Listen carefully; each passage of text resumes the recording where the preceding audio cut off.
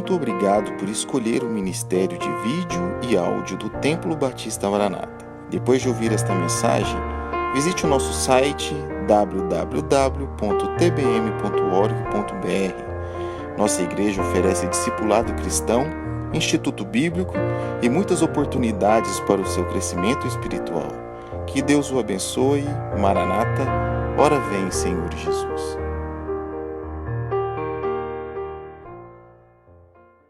Carta de Paulo aos Romanos, no capítulo de número 10.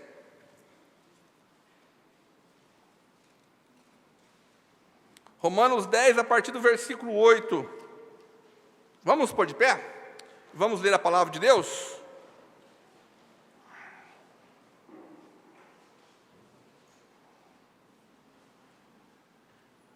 Romanos, capítulo de número 10, versículo de número 8. Está escrito: mas que diz? A palavra está junto de ti, na tua boca e no teu coração. E esta é a palavra da fé que pregamos, a saber, se com a tua boca confessares ao Senhor Jesus, e em teu coração creres que Deus o ressuscitou dentre os mortos, serás salvo. Visto que com o coração se crê para a justiça e com a boca se faz confissão para a salvação. Porque a Escritura diz: todo aquele que nele crer não será confundido. Porquanto não há diferença entre judeu e grego, porque um mesmo é o Senhor de todos, rico para com todos os que o invocam. Porque todo aquele que invocar o nome do Senhor será salvo. Como, pois, invocarão aquele em quem não creram? E como crerão naquele de quem nada ouviram? E como ouvirão se não há quem pregue? E como pregarão se não forem enviados? Como está escrito: quão formosos os pés dos que anunciam o evangelho de paz, dos que trazem alegres novas de boas coisas. Amém, irmãos? O título da mensagem é: porque todo aquele que invocar o nome do Senhor será salvo. Vamos orar? Pai bendito, eterno Deus, damos graças a Ti pelo momento tão precioso nesta noite que o Senhor preparou para a Tua igreja. Obrigado, meu Pai, por ter me trazido guardado em segurança. Isso é fruto das orações dos irmãos dessa igreja que por mim oraram. Muito obrigado, meu Pai. Peço que o Senhor derrame sobre eles a Tua rica graça, Suas bênçãos, meu Pai, Suas misericórdias. Que a Tua mão esteja sobre cada irmão em Cristo Jesus, sobre cada membro dessa igreja. Obrigado pela vida do pastor Fabiano. Obrigado pela vida dele, meu Pai, pelo convite dele, meu Pai, pela família dele, meu Senhor. Guarde e protege o Teu servo, dando a ele sempre a direção e a sabedoria do Senhor. Pai bendito, pedimos a bênção do Senhor e a Tua direção para essas conferências de agora até domingo, se assim o Senhor permitir, se Cristo não voltar. Pedimos, meu Pai, que o Senhor abençoe toda a juventude, bem como toda a sua igreja. Que o Senhor, meu Pai, pelo Teu Espírito os faça, mostre a eles, meu Deus, o quão importante é o trabalho deles na obra do Senhor. Não importa a idade que tenham, não importa, meu Pai, quanto tempo nasceram na fé, mas eu peço que o Senhor use a vida de cada um, e isso para a honra e glória do Teu nome. Pai amado, eu me ponho mais uma vez à disposição do Teu trabalho, para cumprir com alegria o ministério que o Senhor me conferiu. Me ajude a ser fiel na explanação da Tua palavra, me ajude a ser simples, meu Deus. E se houver alguém aqui, uma alma, aqui dentro, meu Pai, que ainda não se rendeu aos pés de Cristo, que ainda não entregou a sua vida verdadeiramente ao Senhor Jesus, que o Teu Espírito Santo, nessa noite, convença do pecado, da justiça e do juízo. Com a alegria que oramos, em nome de Jesus. Amém e amém. Podem se assentar, irmãos? Nós acreditamos que a tarefa mais importante da igreja no mundo, é anunciar o Evangelho. Concordam? É a tarefa mais importante da igreja. Tudo que a igreja fizer vai ter que ter como objetivo final mostrar ao mundo que Jesus Cristo é o Filho de Deus, o Salvador que toda criatura precisa.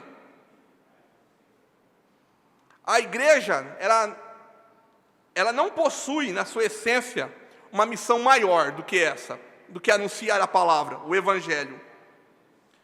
E a proclamação do Evangelho promove a expansão da igreja. Aliás, é a única maneira de haver salvação e de crescimento espiritual e numérico dentro da igreja, é anunciando a palavra do reino. O livro de Atos dos Apóstolos registra o último encontro de Jesus com os 11. E nesta ocasião, Jesus recomendou que eles ficassem em Jerusalém até que do alto fossem revestidos de poder. Só que em seguida, Jesus é levado aos céus na presença de todos, deixando mais uma vez essa recomendação, que a sua igreja aqui na terra, aquela que ficaria aqui, deveria primar pela proclamação do seu evangelho. Eu costumo dizer que a igreja é um povo que Deus tirou do mundo, salvou, santificou e enviou para o mundo outra vez. Não é isso? É ou não é? Para que ela fizesse discípulos de todas as nações. A igreja é o instrumento divino, ela ocupa o propósito divino central no plano de Deus para com o homem. Então a evangelização mundial, pastor, requer que toda a igreja, num trabalho mútuo de cooperação, leve integralmente o seu santo evangelho. Só que o mundo hoje, 2/3 do mundo hoje, não estão eficientemente evangelizados. E como igreja, eu e você deveríamos sentir vergonha desse número, como igreja. Então concluímos que o evangelho só vai conseguir chegar aos confins da terra se eu e você, através da nossa vida, dispusermos da nossa vida, do nosso cuidado e do nosso amor, cooperando unicamente em prol de uma finalidade. Mas eu pergunto, como é que eu e você podemos enxergar a urgência dessa obra e a urgência de tamanha missão e enviar a mim? Porque, na verdade, irmãos, quando nós falamos em enviar missionários, nós apenas transferimos a nossa responsabilidade, muitas vezes, sobre os ombros de alguém. Mas, na verdade, eu e você, deveríamos querer sermos enviados. Não importa se é para longe ou se é para perto. Deus quer usar a sua vida aqui, onde você está. Missões começa em Jerusalém, para que ela possa alcançar os confins da terra. Está dando para entender? Começa aqui. Missões começa dentro da igreja local.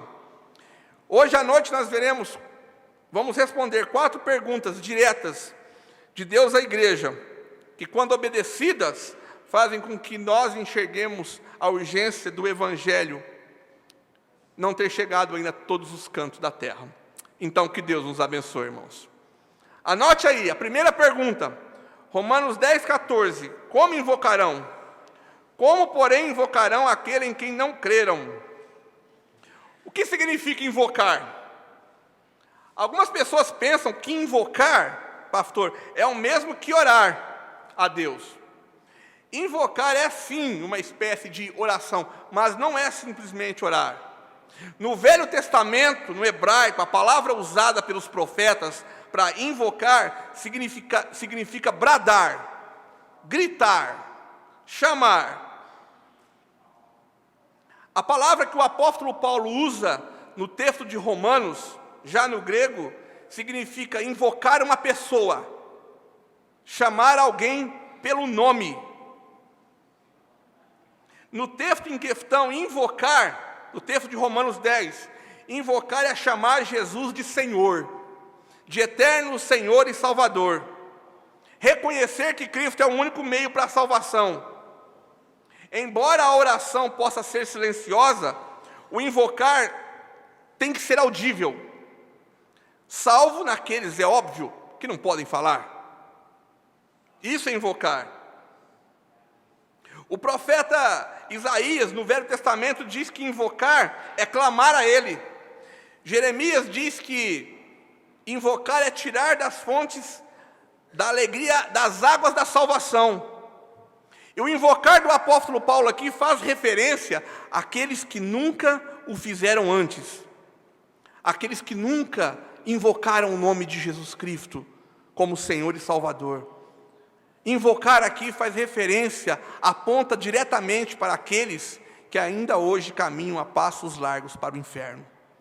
Está vendo como é importante a compreensão do texto para explanar de Cristo para alguém?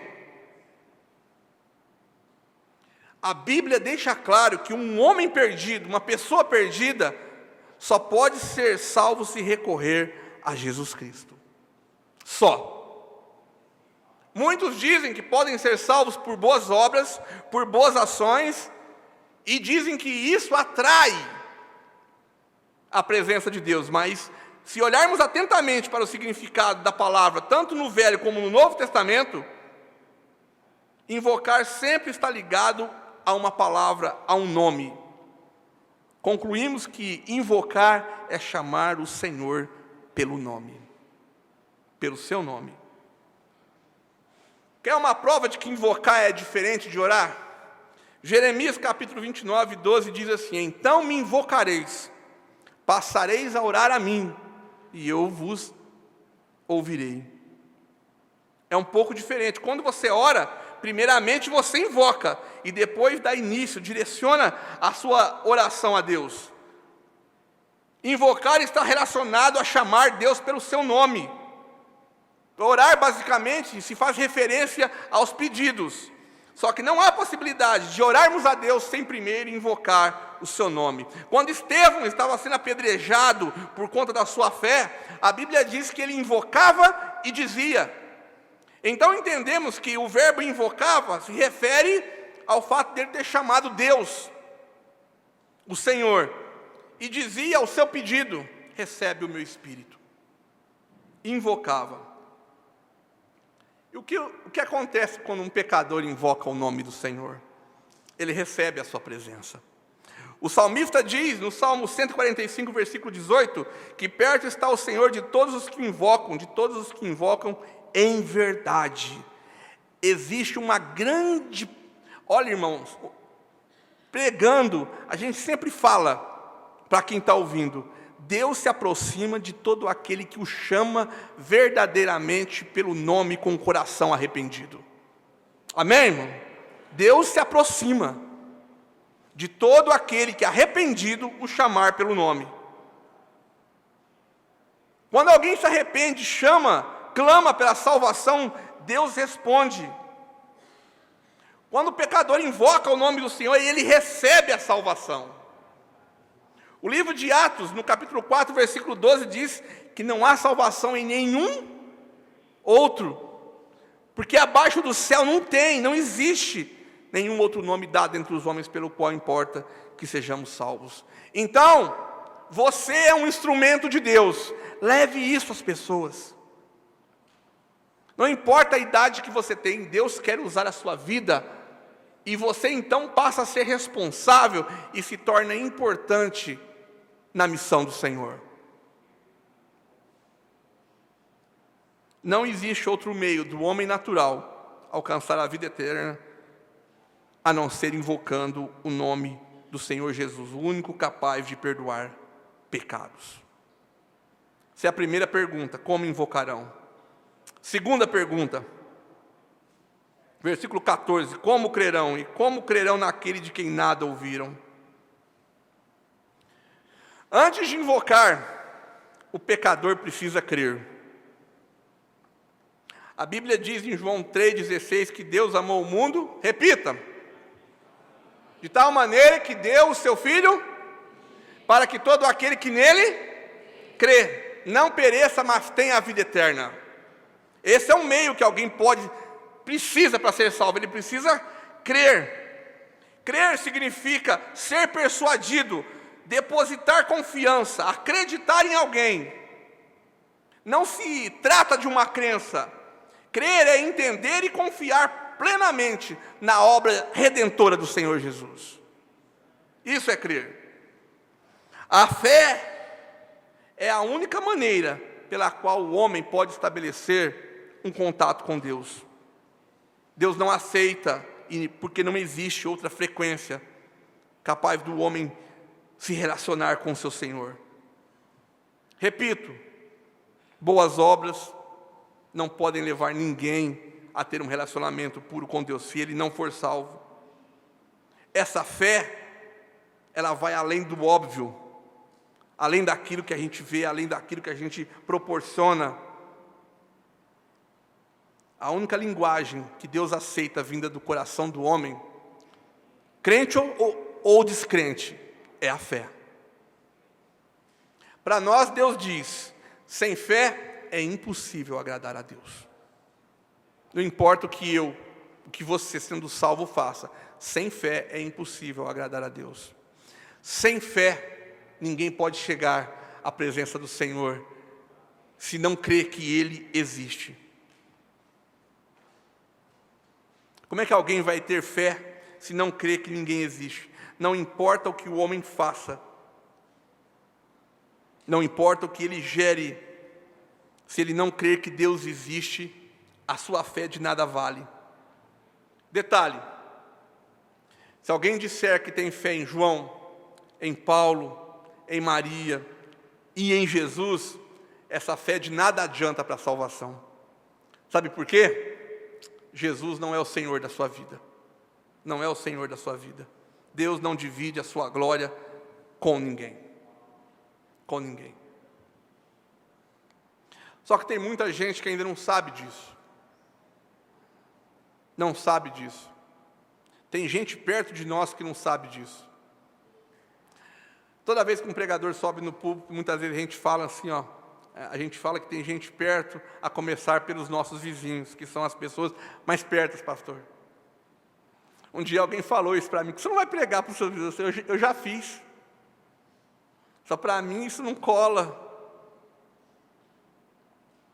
Eu já fiz, para mim isso não funciona. Como é que as pessoas vão saber que Deus existe, se elas não creem nisso? Não creem nesse fato. Aliás, muitos nem sabem da sua obra salvífica e redentora. E quando eu disse que eu queria ter sido salvo um pouco antes da minha juventude, é porque eu queria levar isso. Queria levar isso para outras pessoas. Foi tão bom ser salvo, foi tão bom descobrir a obra que Deus fez por mim, que eu queria compartilhar essa alegria com todo mundo. Eu queria sair gritando pelos quatro ventos o que Jesus Cristo tinha feito por mim. Eu queria testemunhar a vida que eu tinha anteriormente àquela que Deus havia me dado. Só que aí entrou um detalhe muito importante, pastor. Como que eu poderia ser salvo se não houvesse quem viesse a mim e falasse desse amor? Como é que teu pai, tua mãe, teu irmão, tua irmã, os teus parentes, que são as pessoas mais próximas de você, serão salvos se alguém não testificar que Jesus Cristo é o Filho de Deus de uma forma muito clara para ele, esperando que o Espírito Santo os convença? Talvez Deus quer usar a sua vida. Eu conheço alguns jovens que tiveram a alegria de ganhar os pais, de ganhar os irmãos para o Senhor. E conheço alguns jovens que têm dado a sua vida no trabalho de Deus diariamente, para a honra e glória do Senhor. Primeira pergunta, como invocarão? Segunda pergunta, como crerão? É a terceira pergunta, como ouvirão? E Romanos 10, 14, como ouvirão se não há quem pregue? Aí vai entrar um papel muito importante. Aí é onde entra o meu e o seu papel. E eu gostaria que você prestasse bem atenção no que o texto fala. A fé verdadeira, ela não nasce por geração espontânea. Grave isso. A verdadeira fé não nasce por geração espontânea. A fé que salva, ela é fruto de algo que entra pelos ouvidos. A fé que salva. O que o pecador pode ter é um coração apropriado para desenvolver a fé, como um solo fértil. Só que é necessário que a semente da palavra seja plantada nesse coração, para que ela possa germinar, produzir e ter frutos. E sem essa semente, não existe conversão. Eu não sei se tem alguém aqui essa noite nessa condição, mas se você é alguém que não abre o seu coração para dar ouvidos à palavra de Deus, nunca vai poder invocar o nome do Senhor para crer nele como Salvador. O pecador que não abre os seus ouvidos e dá ouvidos à palavra do Senhor nunca vai exercer uma fé de verdade. Pastor, o que precisam ouvir? A palavra de Deus. Versículo 17, de sorte que a fé vem pelo ouvir e ouvir pela palavra de Deus.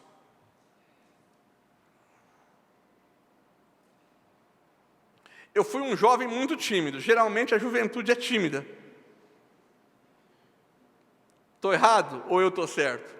Particularmente eu fui um jovem muito tímido. Pastor, o senhor foi?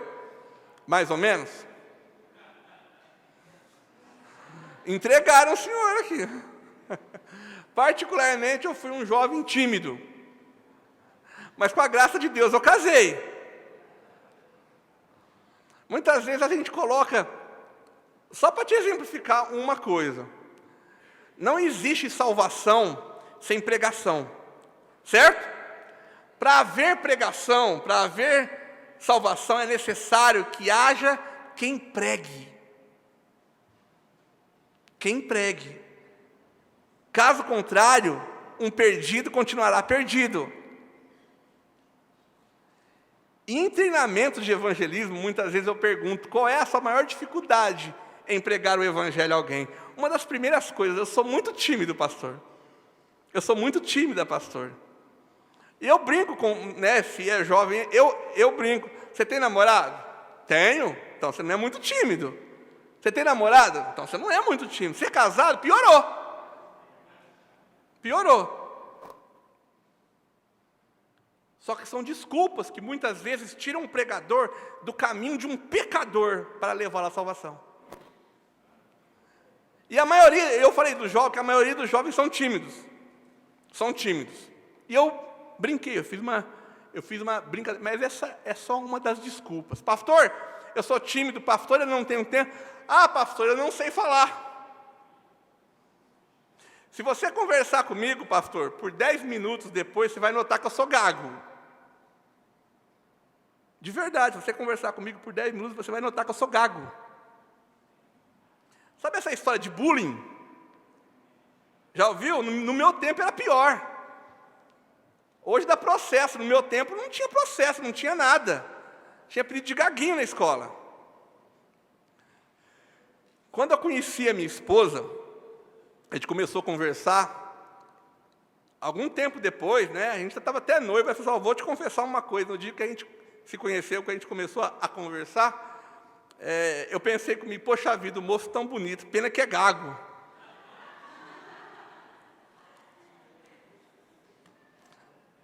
Para não ficar para baixo, amor, então tem que te confessar uma coisa também. No dia que a gente se conheceu, estava ela e a minha sobrinha, sobrinha dela, Natália. Casal, a Natália é casada, tem filhos e tudo mais. Eu falei, amor, eu tenho que te confessar uma coisa. Quando a gente começou a conversar, que você falou para mim que era crente, que ela falou para mim que era crente, que eu ofereci um chopp para ela. Ela falou, eu não bebo porque eu sou crente em Jesus. Eu pensei comigo, onde eu amarrei meu burro?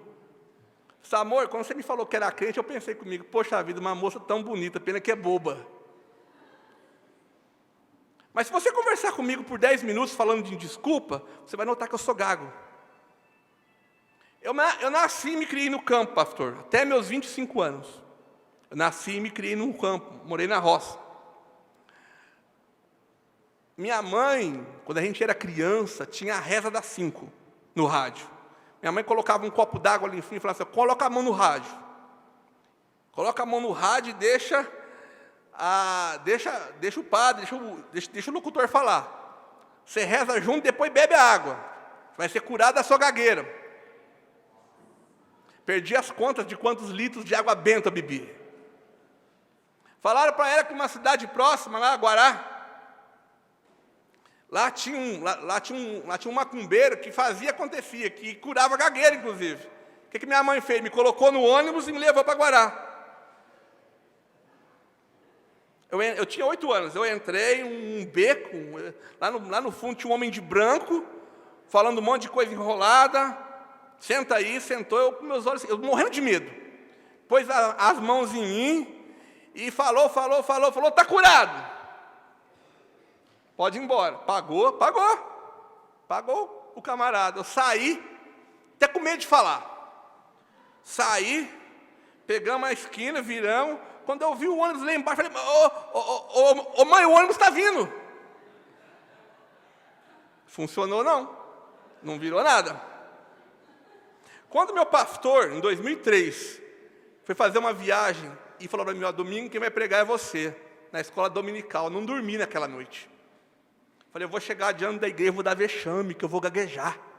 Vão rir de mim. Naquele dia, confesso, eu passei a noite em claro. Até amanhecer o dia, eu ia para a escola dominical. Foi a primeira vez que eu preguei. E lá já se vão 14 anos. Quase 15 anos. Repito, se você conversar comigo por 10 minutos, você vai notar que eu sou gago. Só que pela graça de Deus, pregando, eu nunca gaguejei. Nunca. Estou melhor que Moisés. Eu não dei desculpa. A gagueira para mim não era desculpa. Não obstante, evangelizando também não gaguejo. Por quê, pastor? É obra do Espírito Santo. A partir do momento que você se lança, Deus usa a sua vida. Como crerão, se não há quem pregue? Se alguém não for, como vão crer? Aliás, eu disse no começo da mensagem, que muitos daqueles que eu prego, eu nunca mais vou encontrá-los na glória. Não vai ser maravilhoso o dia que você chegar no céu e alguém chegar para você e lembrar de você, como acontece algumas vezes nas igrejas, você me ganhou para Jesus. Você lembra quem te ganhou para Cristo? Você se lembra? Se essa pessoa é viva, ore todos os dias por ela. Porque ela te chamou tanto a ponto de testificar de Cristo para você. Ela foi até você para falar do amor de Jesus. Eu oro todos os dias pela pessoa, todos os dias. De manhã, de tarde, de noite, pelo menos, pela pessoa que me ganhou para Cristo. Aliás, é muito fácil, eu durmo com ela. É minha mulher. Ela me ganhou para Jesus. Estava conversando com ela aqui no hotel, falei, amor, você lembra da semente? Eu estava relembrando as coisas. Você lembra da semente do Evangelho que você plantou no dia 8 de julho de 2001? Num lugar chamado Estação do Chope, lá em São Joaquim da Barra? Creia você, eu aceitei a Jesus Cristo. Eu fui salvo, viu, no vídeo disso. Pelo local, não. Aceitei a Cristo uma lanchonete chamada Estação do Chope. Dia 8 de julho do ano de 2001. E eu falei para ela, aquela semente que brotou no meu coração, hoje frutifica em outros lugares. Você não pode estar aqui, mas aquele que você ganhou está. Então não fique triste por isso. Mas como crerão, se não há quem pregue? Está vendo como que a nossa vida, a sua vida, é importante na vida de alguém? É importante na vida de alguém. Existem pessoas aguardando a palavra de Deus por seu intermédio. Eu me sinto honrado por ter recebido de Deus a santa missão de pregar. Se eu morrer hoje, eu morro feliz. Morro feliz por saber que eu fui honrado e escolhido por Deus, não pelos homens, para cumprir esse ministério. Quando um pregador prega, ele gera, pela palavra do Senhor, a salvação no coração do pecador. A fé em ouvir e por ouvir a palavra de Deus. A palavra de Deus só pode ser transmitida através de alguém. Que seja você esse alguém. Que seja você essa pessoa. Eu não tive filhos, pastor. Faz quase 14 anos que eu sou casado, eu não tive filhos. Deus, por alguma razão que eu e a dona Raquel desconhecemos, e Ele conhece, Ele sabe, não nos deu filhos, irmãos. Mas, com a graça de Deus, eu não gerei filhos biológicos, mas Deus me proporciona todo dia gerar filhos pela fé em Jesus Cristo. Isso não é adultério, é ministério, com a graça do Senhor. Seja você um pregador a ir em algum lugar, não importa onde, levar a palavra do Senhor. Tem muita gente que pensa estar salvo e não está. Eu cheguei no hotel, pastor, aquele menino que o senhor viu lá, aquele menino foi preencher a minha ficha, foi pegar o meu e-mail, eu dei meu e-mail, ele virou para mim e falou: você é pastor? Eu falei: sou, com a graça de Deus. Ele falou: eu sou aspirante a pastor. Ele falou: sério? Verdade? Eu falei: verdade. Eu falei: de qual igreja? Eu não tenho igreja. Você não tem igreja? Não. Você é aspirante a pastor e não tem igreja? Verdade, mas como é que isso funciona? Eu saio por aí falando, pessoal, mas você não congrega uma igreja, você já tem uma igreja para ir, lá no Templo Batista Maranata. Falei para ele, convidei ele para vir aqui amanhã, que é o horário que ele pode vir. Ore por ele, que amanhã cedo eu estou no coração de ganhar aquele menino para Cristo. Elder é o nome dele. Ore. Eu não tive muito tempo, a gente ficou conversando por uns 20 minutos ali.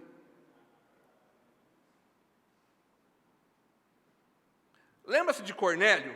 Se você ler Atos capítulo 10, Cornélio era um homem religioso, um homem bondoso, um homem de tradições religiosas, só que Cornélio estava perdido. Se você ler Atos capítulo 11, você vai ver que ali está escrito que Cornélio estava perdido. Até que Deus enviou um pregador até Cornélio, o apóstolo Pedro. Antes de Pedro chegar a Cornélio e testemunhar e pregar para ele, Cornélio não passava de uma pessoa às portas do céu. Mas quando ouviu verdadeiramente a palavra de Deus por um pregador que foi lá, Cornélio foi salvo.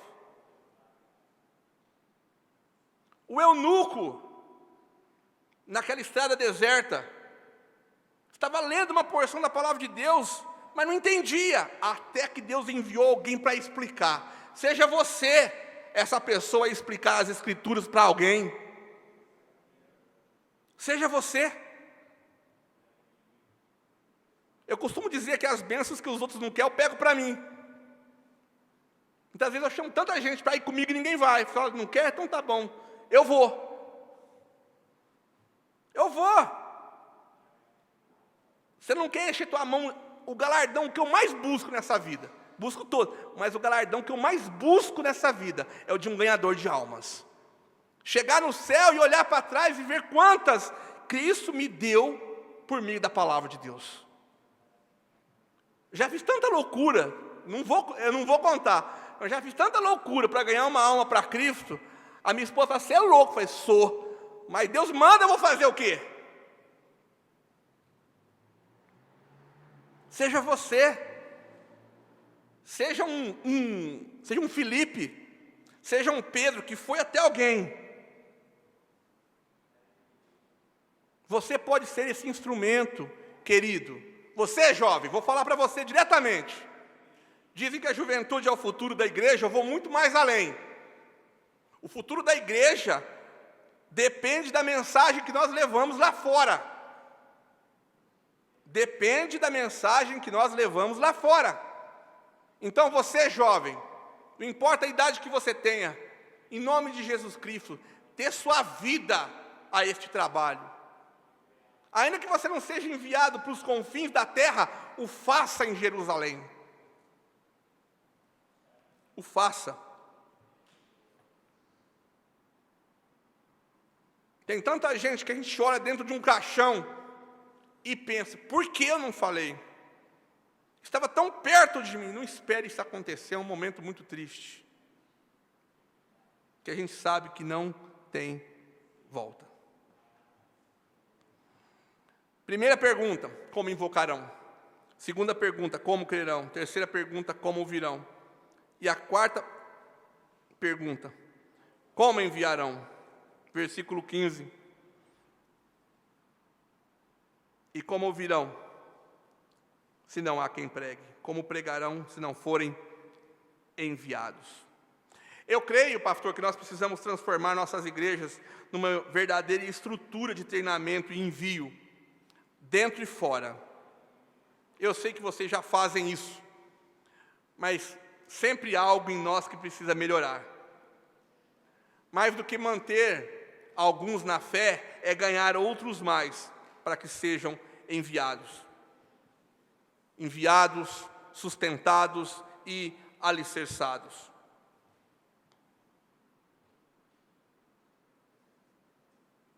Muitas vezes, quando alguém recebe esse chamado para ser enviado para algum lugar específico, né, a igreja se reúne, a igreja envia, e essas pessoas vão pelo mundo afora levantando sustento. Os nossos missionários fazem isso, né? Faz 5 anos que eu viajo levantando sustento. 5 anos. Eu não consegui sustento necessário para ficar por tempo integral desse ministério. Eu trabalho como servente durante o dia e desenvolvo o meu ministério à tarde e nos finais de semana. Mas foi um meio que Deus, até agora, pastor, está usando para que eu prossiga ganhando almas para o Senhor. Eu estou afastado faz 2 meses. Fui subir uma escada, a escada quebrou comigo. Eu rompi os ligamentos do pé esquerdo faz 10 dias só que eu tirei a tala. Fiquei 2 meses com aquela tala aqui. Faz 10 dias que eu estou andando sem ela, fazendo fisioterapia e tudo mais. O pastor Wagner, recentemente ele, quando eu te pregando uma reunião de pastores, ele me ligou, perguntou se eu poderia ir, no mês passado. Aí eu falei para ele que eu tinha sofrido um acidente e tal, mas queria ir com todo o amor. Sabe, mas está com o pé quebrado. Eu nem vi o que eu falei. Nem vi o que eu falei para ele. Pastor, o que está engessado é o meu pé, não é minha boca. Mas foi sem querer, eu não falei isso por mal. Você é um brincalhão, hein, pastor? Um pé engessado não me tirou do ministério. Eu brinco com a Raquel, eu brinco com os meus pastores. Quando eu tiver fôlego de vida e respirando, se for preciso, alguém me coloque aqui. Me coloque aqui em cima para que eu possa pregar. Se eu não conseguir mais dirigir, por favor, alguém me leve até onde eu preciso ir para pregar, mas não me deixe parar, independente do sustento ou não.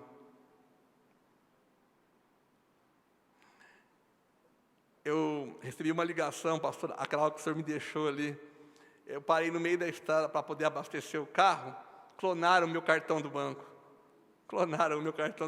Compraram não sei quantos joguinhos. Jogos de que baixa, né? Eu nem sei como que funciona isso, mas compraram vários jogos. Aí acho que acabou o saldo, só pararam por conta disso. O banco bloqueou tudo, né? Vão tentar fazer o estorno e tudo mais. Aí eu pensei comigo, né? Com a graça de Deus, né? Deus nos dá, Deus nos sustenta. Mas sempre existem aqueles que querem se aproveitar e tirar o sustento da gente, roubando virtualmente, inclusive. Até me lembro o povo tá onde eu parei. Mas eu precisava parar ali. Então, todo pregador precisa de sustento. Se você um dia for chamado para a obra de Deus, você vai ser enviado pela sua igreja. Mas eu costumo dizer que antes da igreja, o próprio Cristo já nos enviou. Todos nós somos testemunhas da graça do Senhor. E se somos testemunhas, precisamos realmente falar desse amor às pessoas. Se você é tímido, o Espírito Santo vai te usar. Se você é gago, como eu, o Espírito Santo vai te usar. Se você não possui recursos, o Espírito Santo, pelo poder de Deus, vai prover. Basta você, jovem, basta você, irmão e irmã, dispor da sua vida. Pastor, mas já são enviados tantos missionários. Saiba você que cada hora de esforço missionário em todo mundo, resulta em 9.800 almas escutando o Evangelho pela primeira vez. E em termos de salvação, há uma redução de aproximadamente 500 a cada hora. Se a gente continuar nesse ritmo, só para evangelizar o Brasil, precisaríamos de 50 anos. Está vendo como que é urgente? Está vendo como que a obra precisa de você? Precisa de você. Deus, irmãos, na verdade, nos dá a honra de sermos usados por eles. Cristo envia os seus pregadores por meio da igreja. Os pregadores pregam, os pecadores ouvem, os ouvintes creem, crendo invocam o nome do Senhor, e aqueles que o invocam são salvos. Essa é a regra. Essa é a regra. Vimos então 4 perguntas, concluindo, diretas de Deus à igreja, que quando respondidas e obedecidas, fazem com que o amor a essas almas queime dentro do nosso coração. A primeira pergunta, como invocarão? Segunda pergunta, como crerão? A terceira pergunta, como ouvirão? A quarta pergunta, como enviarão? Você é salvo? Amém? Tem certeza que vai para o céu? Amém? Quem tem medo de ir para o inferno, levanta a mão. Quem tem medo de ir para o inferno, levanta a mão. Ninguém tem medo de ir para o inferno? Ninguém? Glória a Deus, eu também não tenho. Estava num culto do amigo uma vez em Orlândia, e pregando, eu disse, nem se eu quiser ir para o inferno eu vou. Tinha uma moça assistindo, era uma senhora assistindo o culto, pastor. Nada mais, na época ela era vice-prefeita de Orlândia, convidada de alguém. Eu fiz o apelo, esperava que ela fosse receber a Cristo naquele dia, ela não recebeu. Alguns dias depois meu telefone tocou, era ela, pastor, eu preciso conversar com o senhor. Pois não, irmão. Não, tem que ser pessoalmente. Marcamos com ela na igreja à tarde, um dia domingo, pouco antes de começar o culto. Estávamos em 4 pessoas. E ela foi me pedir conselho sobre alguma coisa, aí no final ela falou, agora eu quero que você esqueça tudo. E me responda uma coisa. O senhor falou algo naquele dia que eu estive aqui que me intrigou, que lateja dentro de mim, que eu não consigo tirar da cabeça. Eu nem sonhava que ela ia falar. Ela disse, o senhor disse que nem se o senhor quiser ir para o inferno, o senhor vai. Como é que eu faço para ter essa certeza? Falei, só isso, minha querida. E ela se ajoelhou, depois de ouvir a palavra de Deus, se ajoelhou e entregou a vida ao Senhor Jesus. Por que não temos medo de ir para o inferno?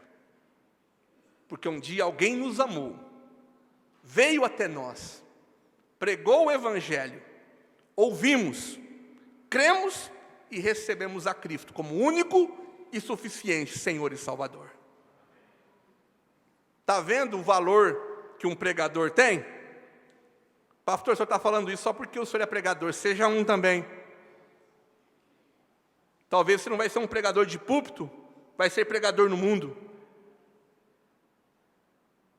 Vai ser pregador também. Tem gente esperando você.